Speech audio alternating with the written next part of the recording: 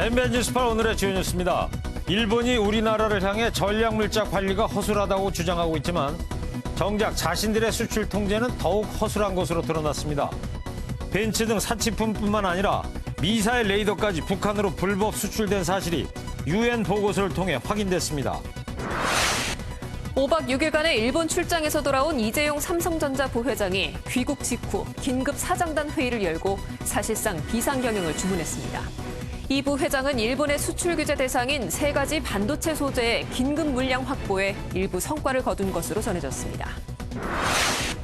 문재인 대통령이 지난 12일 결정된 내년도 최저임금과 관련해 대통령으로서 대국민 약속을 지키지 못하게 된 것을 매우 안타깝고 송구스럽게 생각한다고 말했습니다. 하지만 문 대통령은 소득주도 성장의 성과가 있었다며 경제 기조를 바꿀 뜻이 없음을 분명히 했습니다. 부산에서 면허 취소 수준에 만취한 운전자가 고속도로 진입로를 역주행하던 중 마주오던 차량을 들이받았습니다. 서울 방배동의 아파트에서는 불이 나 70대 남성이 숨지는 등 휴일 화재도 잇따랐습니다. 지방에 있는 빈 공장을 빌린 뒤에 불법 폐기물을 쌓아두고 도주하는 일이 기승을 부리고 있습니다. 이런 식으로 버린 폐기물 양만 전국에 100만 톤이 넘는 것으로 알려졌습니다. MBN이 현장 취재했습니다. 미국 뉴욕 맨해튼 도심에서는 42년 만에 대규모 정전 사태가 발생해 도시가 암흑으로 변하는 등 7만 3천 가구가 피해를 봤습니다. 미 남부 루이지애나 지역에서는 허리케인이 강타해 마을이 물에 잠기는 등 피해가 속출하고 있습니다. 여러분 안녕하십니까? MBN 뉴스팔입니다. 일본의 수출 규제 조치에 따른 대응 논의를 위해서 미국을 방문했던 김현정 청와대 국가안보실 2차장이 오늘 오후에 귀국했습니다. 김 차장은 일본의 수출 규제가 한미일 공조에 도움이 안 된다는데 미국도 공감했다고 강조했습니다. 최중락 기자입니다.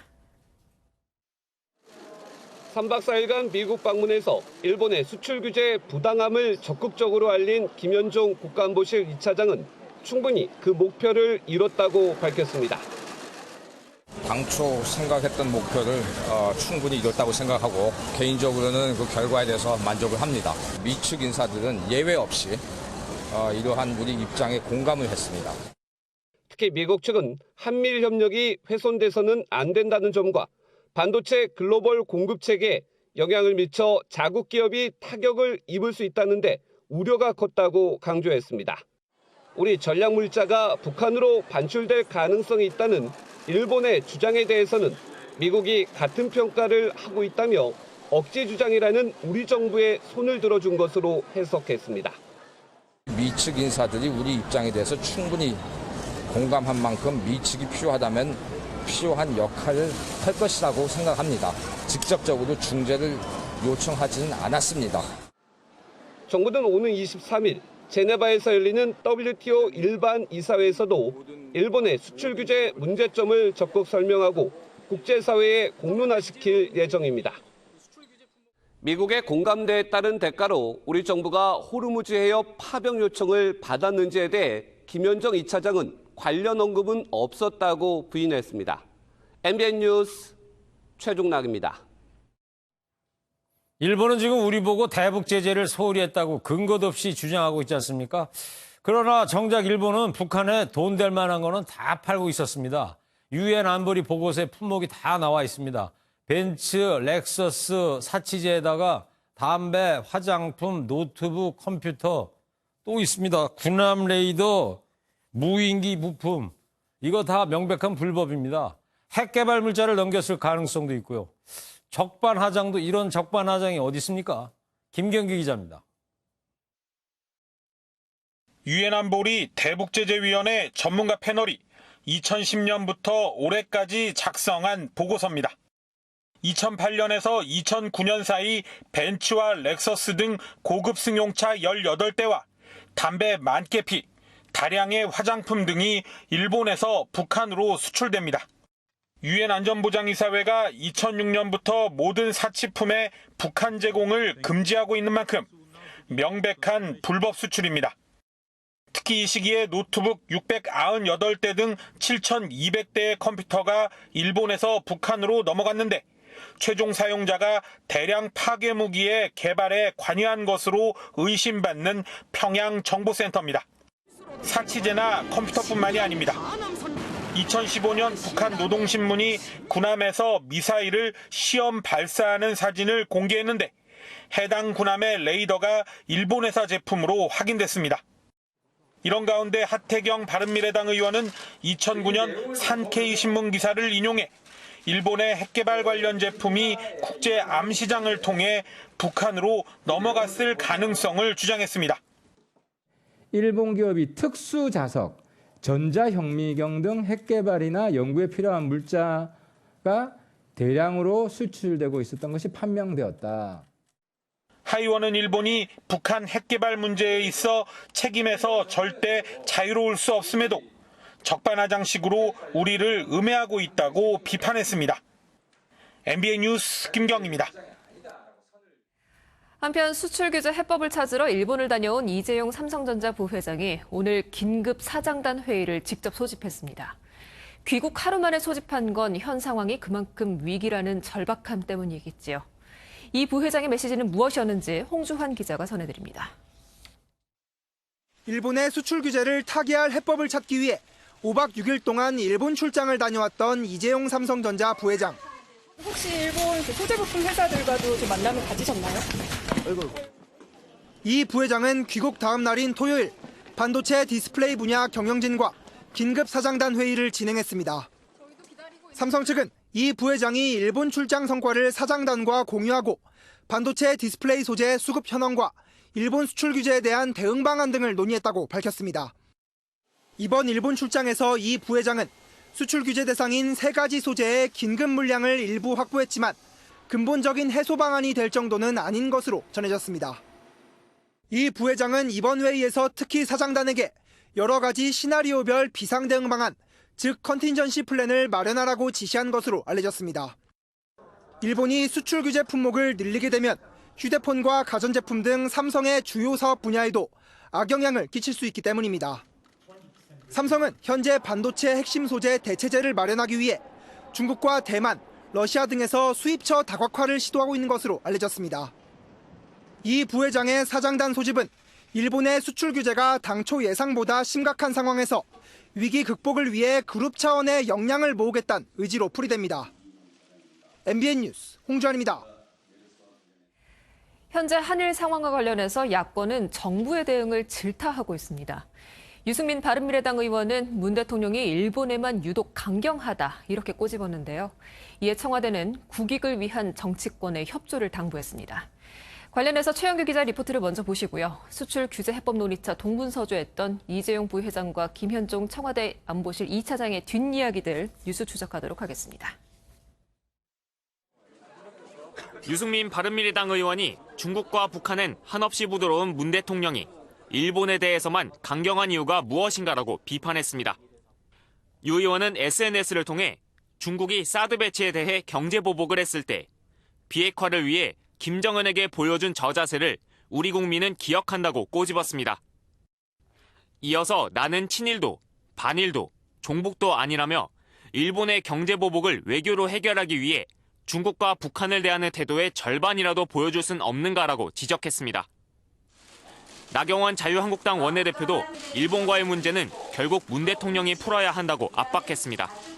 이거는 문재인 대통령과 아베 총리가 풀어야 됩니다. 그 문제를 어떻게 풀 것이냐는 문재인 대통령께서 외교적으로 풀어야 된다라는 것이죠.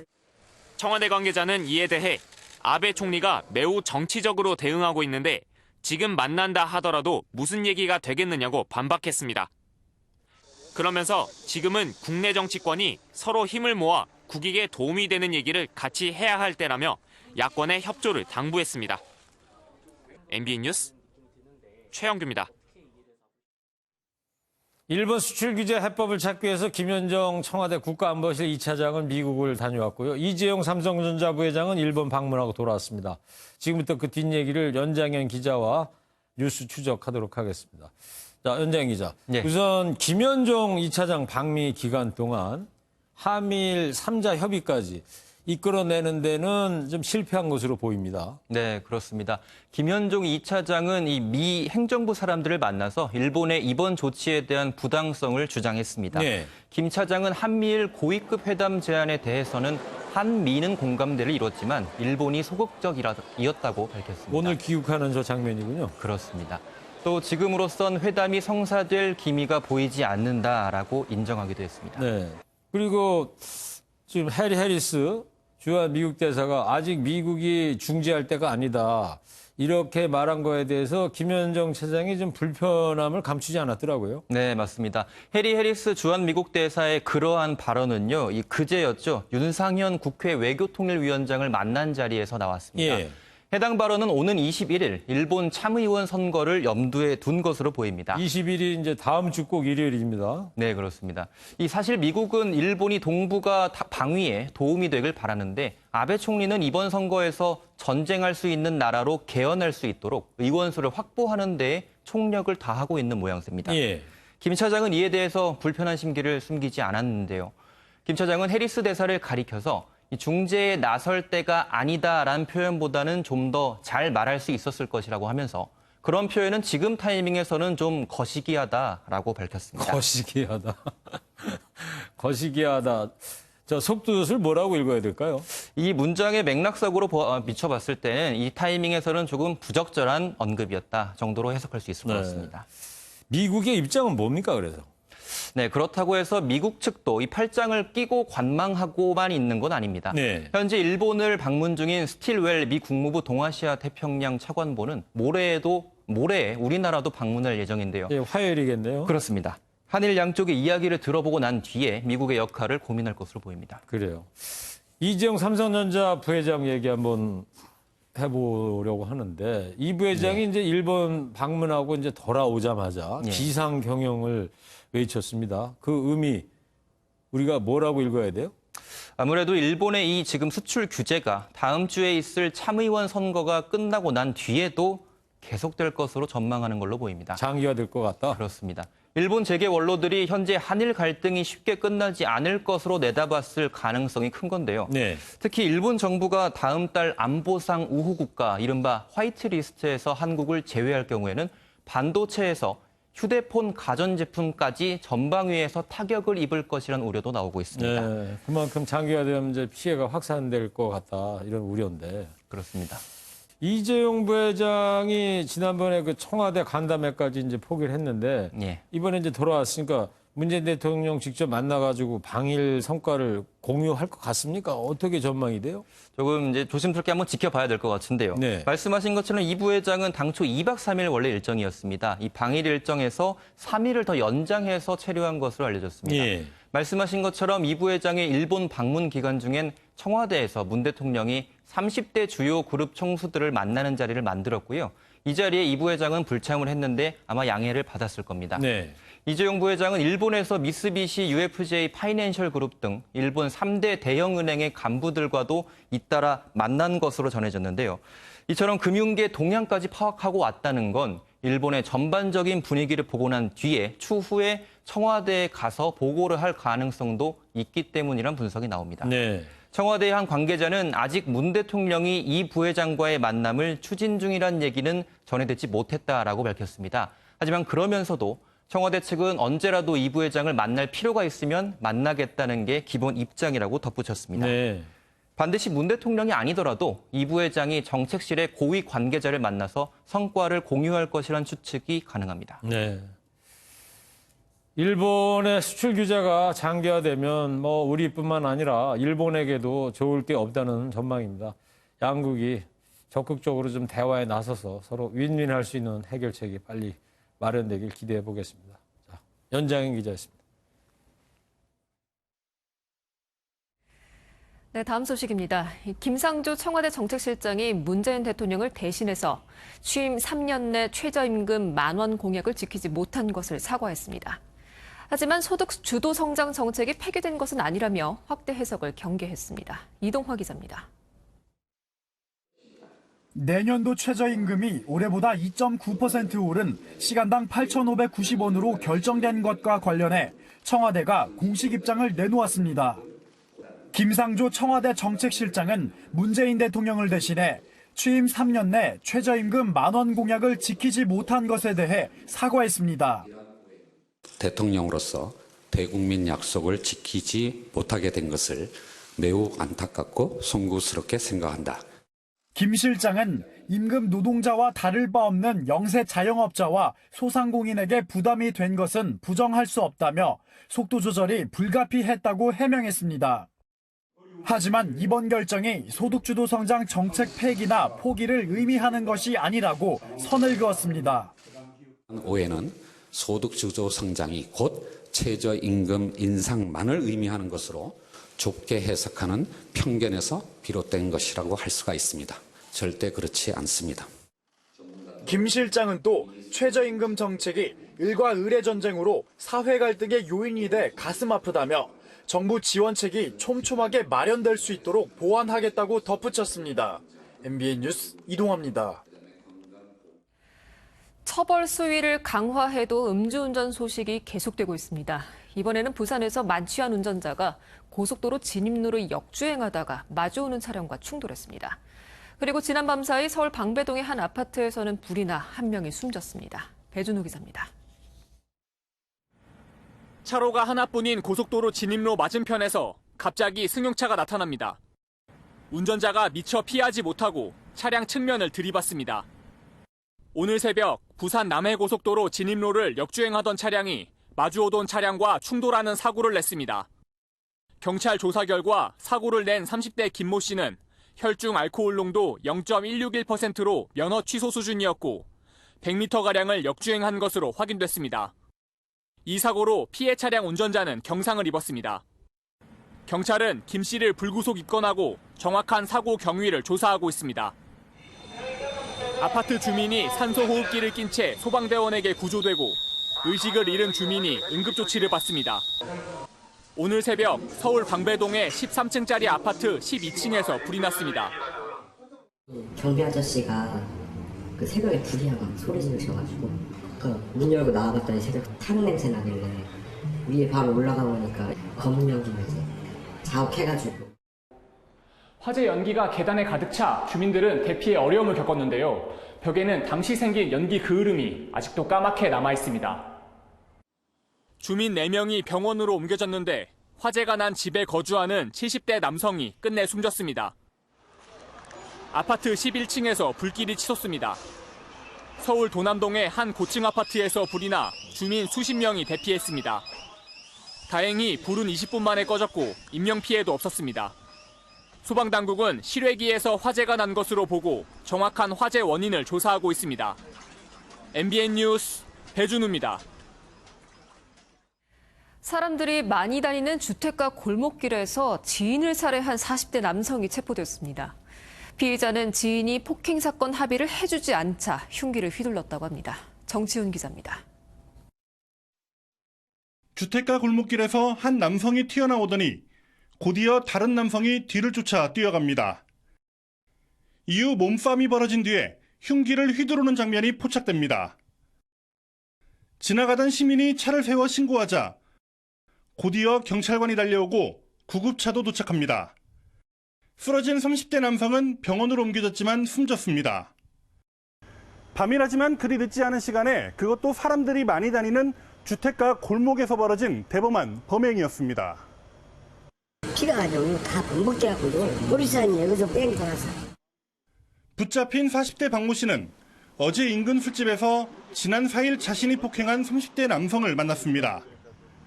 합의만 해주면 공소권 없음으로 벌금을 내지 않지만 합의를 해주지 않자 다짜고짜 흉기를 휘두른 것으로 드러났습니다.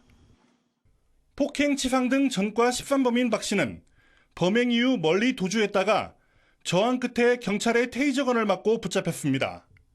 처음에 1차로 식당 안에서 맥주병으로 때려버리고 다시 또 맥주병으로 때리려고 하니까 이제 도망가니까 주방에 있던 칼 들고 쫓아가서. 경찰은 정확한 범행 경위를 조사한 뒤 박 씨를 상대로 구속영장을 신청할 계획입니다. MBN 뉴스 정춘우입니다.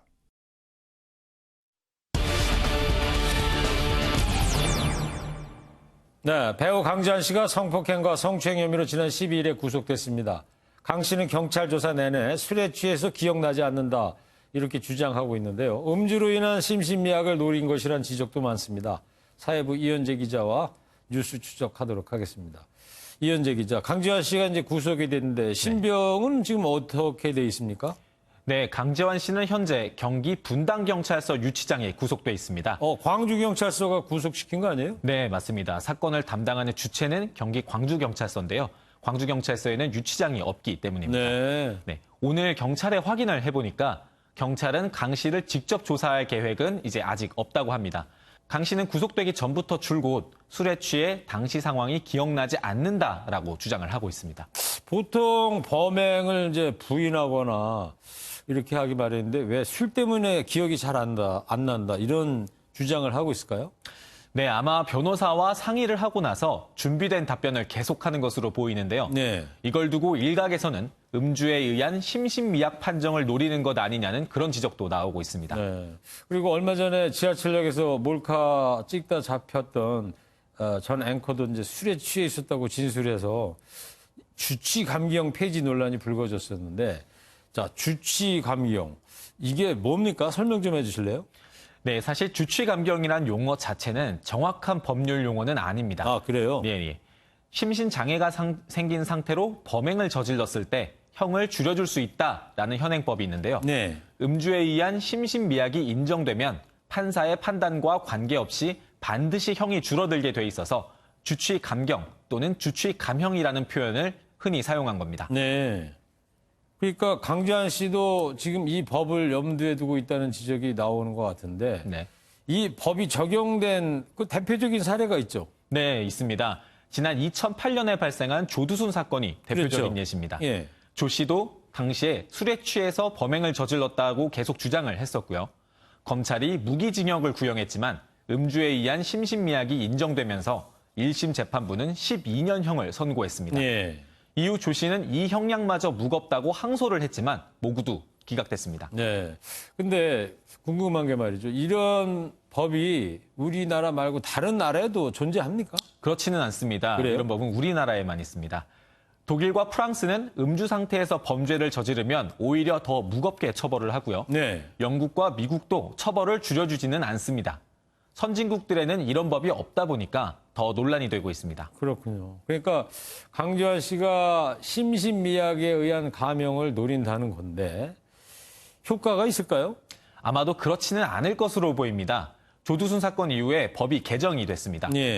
성폭력 범죄의 처벌 등에 관한 특례법 제20조를 살펴보면 음주 또는 약물에 취한 상태에서 성범죄를 저질렀을 때 심신미약에 의한 감형 조항이 적용하지 않을 수 있다고 돼 있습니다. 그러니까 성범죄에 관해서는 심신미약을 적용하지 않을 수 있다 이런 얘기군요. 네, 그렇습니다.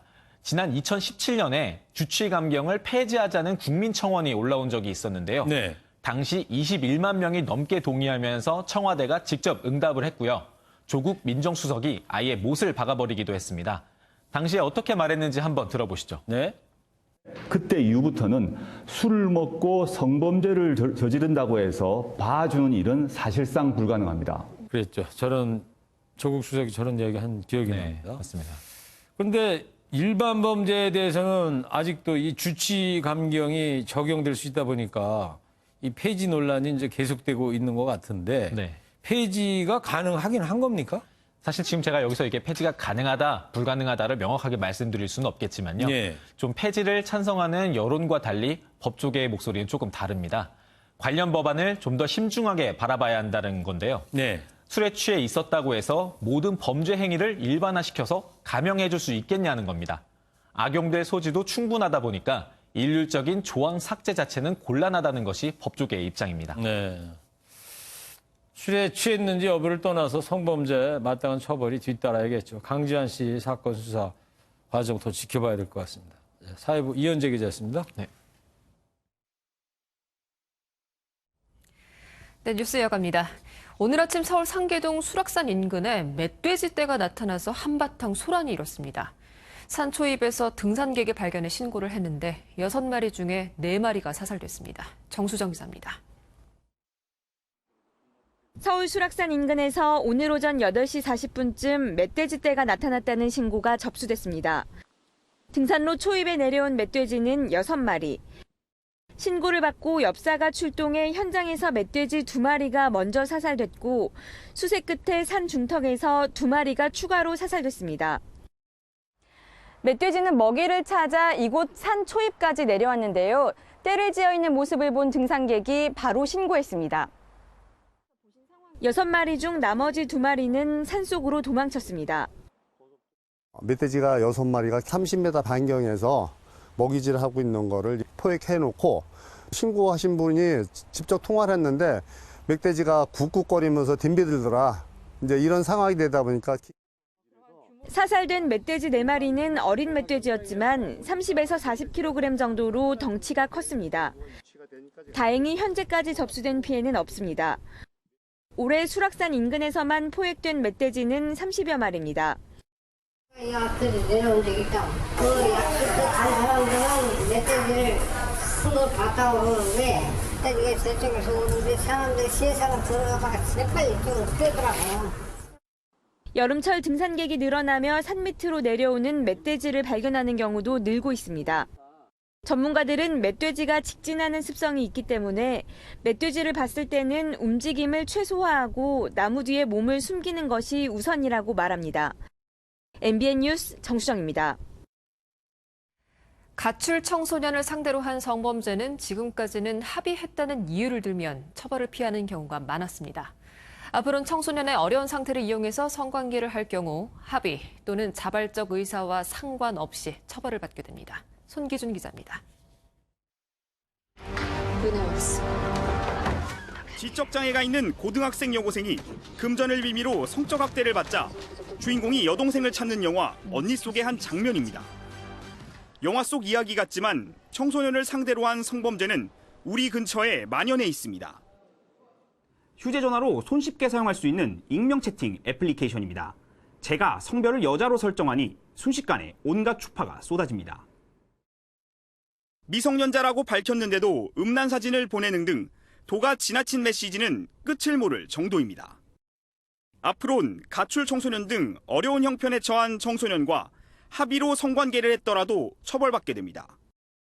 지금까진 만 13세에서 19세 미만의 아동 청소년에 대한 성범죄만 처벌하게 돼 있었는데 이를 악용해 가출 청소년에게 숙식을 제공해준다는 이유로 성관계를 하고 적발되고 나서도 합의했다며 처벌을 피한 사례가 많았기 때문입니다. 이에 따라 청소년들의 자발적 의사와 상관없이 성관계를 맺었다면 최소 3년 이상의 징역형에 처해질 수 있습니다. 경찰은 법 시행에 맞춰 관련 범죄 단속과 예방 활동을 동시에 벌일 방침입니다. MBN 뉴스 송기준입니다. 1,500만 원을 주고 저런 빈 공장을 빌린 뒤에 공장 안에다가 주인 몰래 폐기물을 버리고 종적을 감춰버립니다. 공장 임대료는 1,500만 원인데 그 폐기물 치우는 데만 13억, 18억이 소요됩니다. 공장 주인들 마른 하늘에 날벼락 맞는 격이죠. 빈터에 묻는 고전적인 수법이 아니라 저렇게 빈 공장을 빌려서 이런 사기 행각을 벌이는 겁니다. 심우영 기자가 현장 취재했습니다. 공장 문을 열고 들어가자 거대한 쓰레기산이 나타납니다. 폐비닐과 성면 등 건설 폐기물 4,000톤입니다. 지난 2월 빈 공장을 빌린 이가 벌인 짓입니다. 인근 공장도 같은 사람이 쓰레기 10,000톤을 버리고 달아났습니다. 정말 참담했습니다. 사설업체에 견적을 받아보니까 최고 18억까지 나왔습니다. 엄청난 쓰레기 더미에 보시는 것처럼 공장 벽 일부는 완전히 떨어져 나갔고 곳곳이 뒤틀리면서 붕괴 위험에 놓였습니다. 700평짜리 공장의 3개월 임대료는 1,500만 원. 공장 가득 폐기물을 채우면 13억 원이 남습니다. 오는 쓰레기들이 전라도 순천에서 오고 강원도 평창에서 온다는 것은 전국적인 점조직망화돼서 심각하다고 보여지고요. 전국에 방치된 폐기물은 120만 톤으로 추정됩니다. 과태료가 수백만 원에 불과하다 보니 이런 일이 끊이질 않습니다. 불법 투기, 불법 매립 그런 거죠. 과태료죠. 1,000만 원이야. 폐기물 처리 사업에 사기꾼들이 판을 치면서 전국이 불법 쓰레기로 몸살을 앓고 있습니다. MBN 뉴스 심우영입니다. 요즘 길 걷다 보면 자전거니 퀵보드니 마주치면 깜짝깜짝 놀랍니다. 자전거는 전용도로나 오른쪽 가장자리에서만 탈 수 있는데 아는 사람도 없고요. 단속도 안 합니다.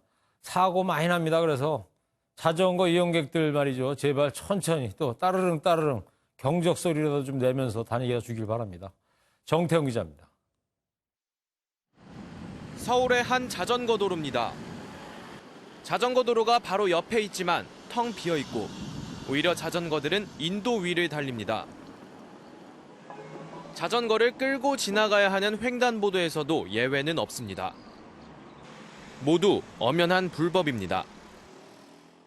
현행법상 자전거는 차로 규정되기 때문에 자전거 도로가 아니면 이렇게 도로 우측 가장자리에서만 탈 수 있습니다.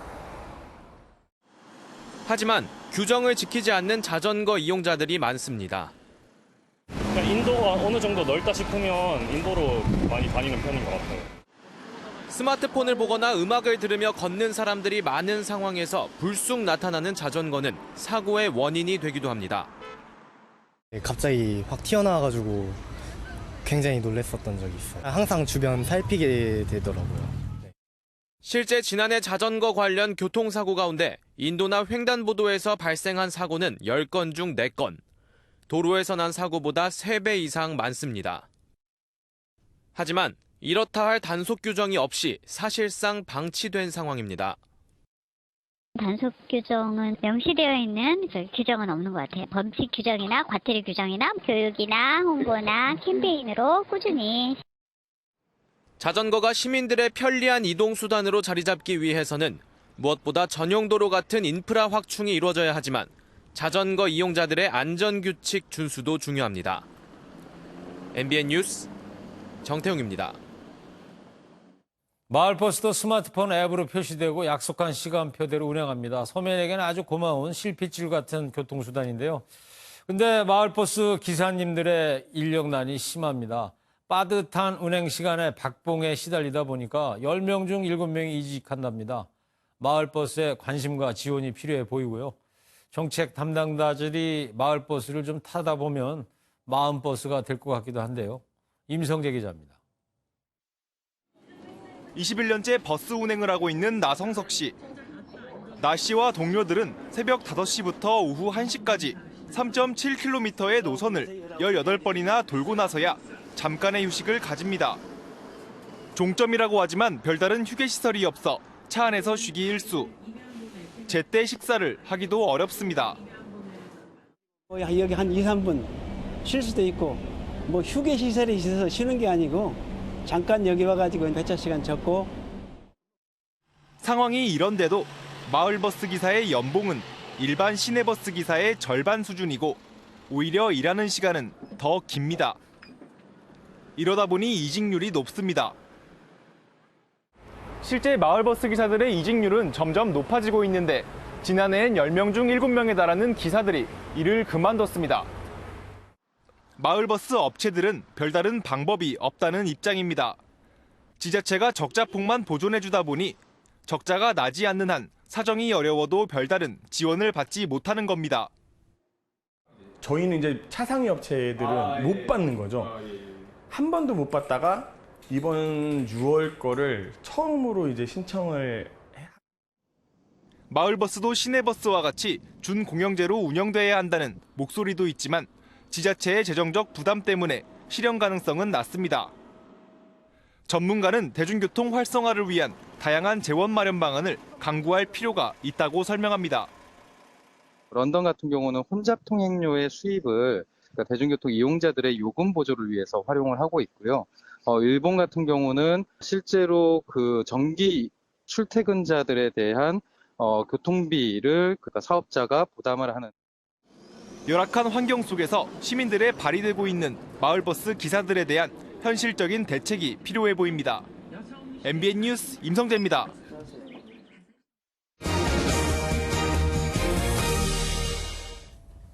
미국 지역에 42년 만에 대규모 정전 사태가 일어났습니다. 네, 현지 시간으로 어제 토요일 저녁인데요. 정전이 돼서 뉴요커와 관광객들이 혼란에 빠졌다고 합니다. 세계 도시 뉴욕인데 더군다나 이 토요일 밤 정전이라 혼란이 아주 대단했겠어요. 네, 그런데요. 42년 전과는 다르게 약탈 사태는 일어나지 않았다고 해요. 네. 뉴욕이 지금 아침 7시 조금 넘었을 텐데 대부분 전력 복구는 됐다고 합니다. 네, 장명훈 기자가 보도합니다.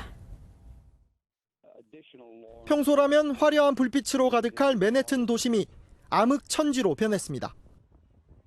뉴욕의 명물인 타임스퀘어 전광판도 먹통입니다. 미국 현지 시간으로 13일 오후 7시쯤 뉴욕 맨해튼에서 대규모 정전 사태가 발생했습니다. 지하철 5개 노선이 운행 중 멈춰섰고 교통 신호등도 무용지물이 됐습니다.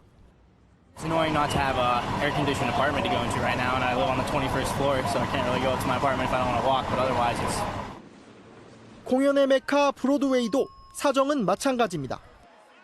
미국 유명 가수 제니퍼 로페즈의 공연은 시작 20분 만에 취소되는 등 곳곳에서 혼란이 빚어졌습니다. 이번 정전은 지난 1977년 이후 최대 규모로 변압기 화재가 원인으로 추정되고 있습니다. Looked out the window and I saw some black smoke coming out of a manhole cover on 64th and West End Avenue. 다행히 인명 피해는 없었고 정전 사태는 5시간 뒤쯤 완전히 복구됐습니다. We lost 6 of the networks on our electric system. I'm happy to report that as of a few minutes ago, all 6 networks and all 73,000 customers have been restored. MBN 뉴스 장명훈입니다. 광주 세계수영선수권에서 이틀 연속 메달 소식을 기다렸는데 조금은 아쉽게 됐습니다. 남자 1m 다이빙에 출전한 우하람이 4위에 올랐고요. 우리나라 최초의 여자 수구 대표팀은 헝가리를 맞아서 공식 데뷔전을 치렀습니다. 강영호 기자입니다. 우하람은 4차 시기까지 1위를 달리며 우리 선수단의 이틀 연속 메달 획득에 대한 기대를 높였습니다. 하지만 5차 시기에서 실수를 범하며 3위로 내려앉았고 마지막 6차 시기에서 63점을 추가하는 데 그쳤습니다. 이어서 중국 선수들이 연달아 우하람을 앞지르며 최종 순위 4위로 경기를 마쳤습니다. 메달 획득엔 아쉽게 실패했지만 우하람은 종전 6위였던 한국 남자 다이빙 최고 순위를 갱신했습니다. 이번 대회 첫 득점을 목표로 나선 여자 수구 대표팀. 개막을 40여일 앞두고 조직된 대표팀에게 동유럽의 강호 헝가리의 벽은 높았습니다. 헝가리의 파상 공세에 1피리어드에만 16점을 내준 대표팀은 간간히 공격을 이어갔지만 득점과는 거리가 멀었습니다. 0대 64로 대패한 대표팀은 모레 러시아와의 조별리그 2차전에서 다시 한번 득점에 도전합니다. 오픈워터 여자 10km에 나선 임다연과 정하은은 완주 속에 각각 53위와 55위를 차지하며 의미 있는 데뷔전을 치렀습니다. MBN 뉴스 강영호입니다. 미국 남부 루이지애나주에 강풍과 폭우를 동반한 올해 첫 허리케인급 폭풍이 강타해 마을이 물에 잠기는 등 피해가 속출했습니다. 현재 언론에 따르면 이번 폭풍으로 루이지애나주 뉴올리언스 인근 주민 만여 명에게 강제 대피령이 내려진 가운데 도널드 트럼프 미국 대통령은 국가 비상사태를 선포했습니다.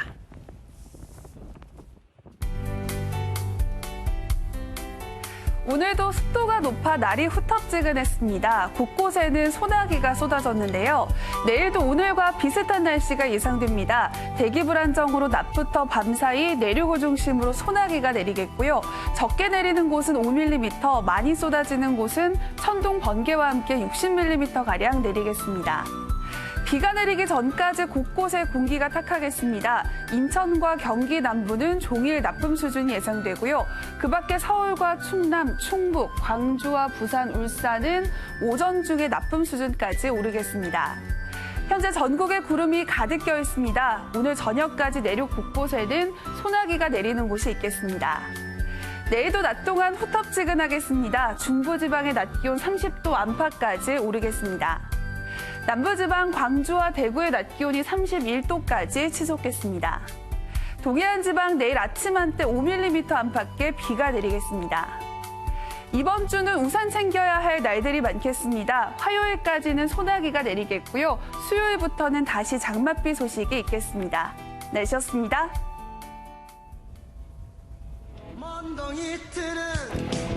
그제가 초복이었고 이제 삼복더위가 시작된 것 같습니다. 네, 삼복지간에는 입술에 붙은 밥알도 무겁다 이런 속담 있잖아요. 밥알도 무겁게 느껴질 만큼 사소한 일도 아주 힘들어진다는 그런 뜻이겠죠. 네, 이번 주가 한일 무역전쟁 최대 분기점이 될 것이라는데 뜨거운 한 주가 될 것 같습니다. 네, 이럴 때는 훌쩍 여행을 떠나보면 좋을 텐데 여행지로 어디가 좋을까요? 글쎄요, 뭐 이럴 때 뭐 뭘 갖고 있습니까? 저기 저 우리나라 계곡이나 바다 최고 아닙니까? 맞는 말씀이세요. 자, 시청자 여러분 활기차게 한 주 맞이하시기 바랍니다. 건강하시고 행복하세요.